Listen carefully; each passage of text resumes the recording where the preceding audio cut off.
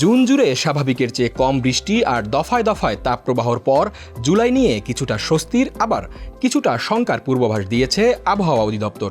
সংস্থাটি বলছে, দেশে স্বাভাবিক বৃষ্টিপাতের সম্ভাবনা থাকলেও ভারী বর্ষণে ৩ অঞ্চলে দেখা দিতে পারে স্বল্পমেয়াদী বন্যা। আবহাওয়া অধিদপ্তরের জুলাই মাসের দীর্ঘমেয়াদী পূর্বাভাস অনুযায়ী এ মাসে দেশের প্রধান নদ নদীর পানির স্তর সামগ্রিকভাবে বাড়তে পারে। ভারী বর্ষণের কারণে উত্তরাঞ্চল, উত্তর পূর্বাঞ্চল এবং দক্ষিণ পূর্বাঞ্চলের বিভিন্ন এলাকায় বন্যা পরিস্থিতি সৃষ্টির শঙ্কা রয়েছে।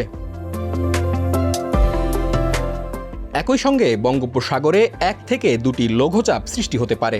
এর মধ্যে একটি মৌসুমি নিম্নচাপে পরিণত হওয়ার সম্ভাবনা রয়েছে, যা দেশের বিভিন্ন অঞ্চলে বৃষ্টিপাতের পরিমাণ বাড়াতে পারে। তবে বৃষ্টির সঙ্গে থাকবে গরমও।